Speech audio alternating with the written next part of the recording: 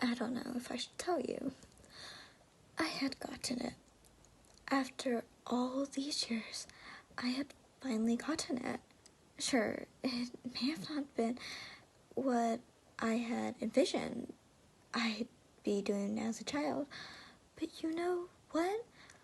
After nearly a decade of early morning failed investments and scoping by Tom, it was an achievement worth celebrating. Steve, you're late for lunch, my coworker Tom hollered as he put on his sunglasses and chased after the rest of the team. It was a lunch celebrating my new promotion, and I was late to it. 1 second, I called back as something on my desk caught my eye. My cell phone was ringing. Nathan. Nathan was an old buddy from college who I hadn't heard from in years. For a minute, I ventured to imagine that he might be congratulating me on my promotion, before realizing he couldn't possibly have known anything about that. I answered. I should have just let it go to voicemail, but I answered it. Hey buddy, how have you been? I said, slightly distracted as I reached for my jacket. Stephen, can I tell you something? Nathan replied in a cold and serious tone in his voice. What is it? I don't know if I should tell you. I didn't think much of it at first because, well, there was always something off about Nathan. He's a good guy, but, like, the kind that would had a screw loose or something. There were just certain things that could only never, ever had happened to anyone else, except for him. Well, that's up to you, I guess, I said, not knowing quite how to respond. Hope you've been well, though. The thing is, if I tell you, it was starting to be a bit weird, so I decided to cut him off. Hey man, I actually have to run to lunch, you know what? Maybe you shouldn't tell me. Okay. Yeah, I gotta go. But before I could even wish him a final farewell, he had hung up. A few hours later, I was on my train home, thinking back on the rare, perfect day. Even Tom was nice to me, I thought to myself, something that had never happened before on my slow crawl to the New York white-collar ladder. Things are looking up. But before I could continue to brass in a bunch needed when I was interrupted by a small vibration in my pocket. Nathan again. But this time, it was a form of text. Stephen, let me know when you have a second. Nope, not today, I thought to myself, muttering the conversation. All I wanted to do was to get back home, see Sarah, have dinner, and pass out. I couldn't deal with Nathan tomorrow. And when I finally got back, it was exactly what I needed. So, how'd lunch go? Sarah asked. The second I came through the door, remembering the occasion, man, I loved her. Honestly, pretty good, I replied with a smile, sitting down and taking in the smell of her mother's meatloaf recipe. Contrary to the sound, the meal had actually become one of my favorite comfort foods over the years and smelled like the perfect way to cap off a perfect day. That night, as we laid in bed watching another trash reality TV show, Sarah passed out beside me and I began to think how lucky I was. About 50 minutes into the show, I turned off the TV and drifted off to sleep, completely forgetting about the strange interaction with Nathan. The next morning, I woke up to a ray of sunlight in my eye, and it is as if the world was greeting me to yet another positive day. That is, until I looked over to my phone, lying on the table beside me. 11 missed calls.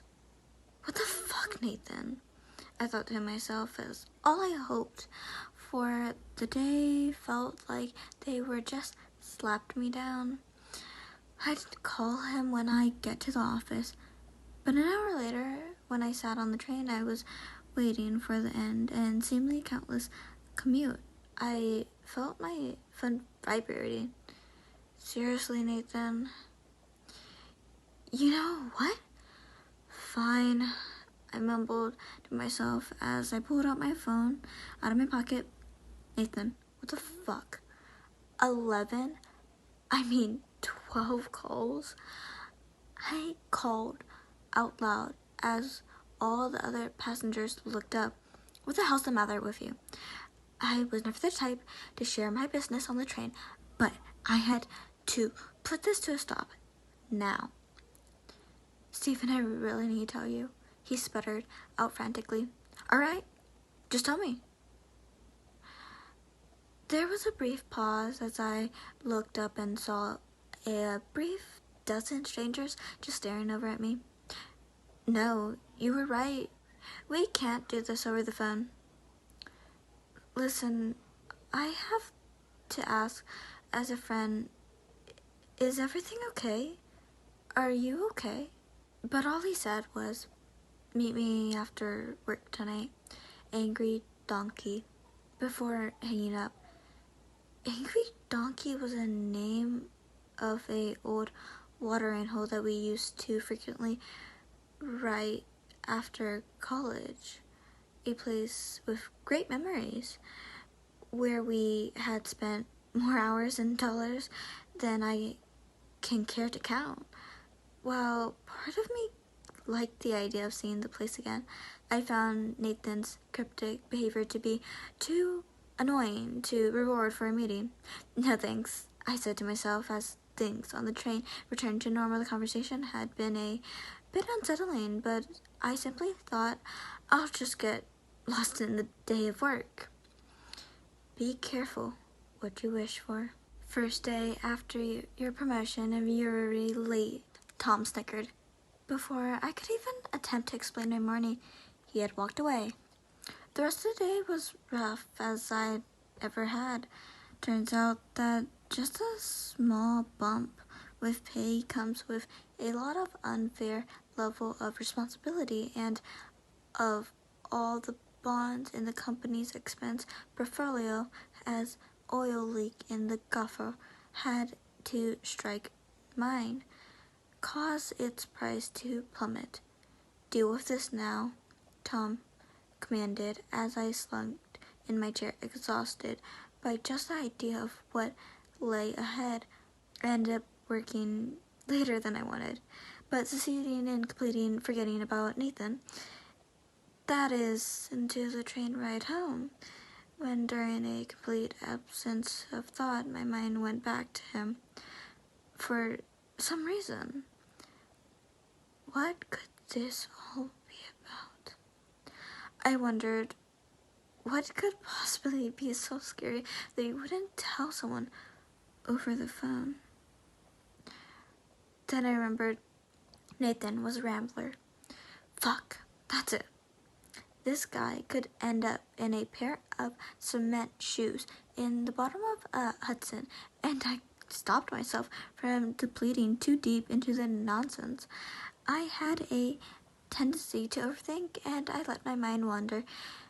That wasn't going to do me any good.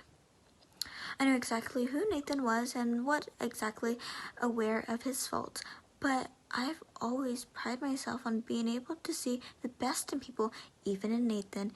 Yeah, he might have had some addiction issues in his younger days, but he's a good guy, and back then he was just being a loyal friend. A loyal friend. I thought to myself, oh fuck, okay, fine.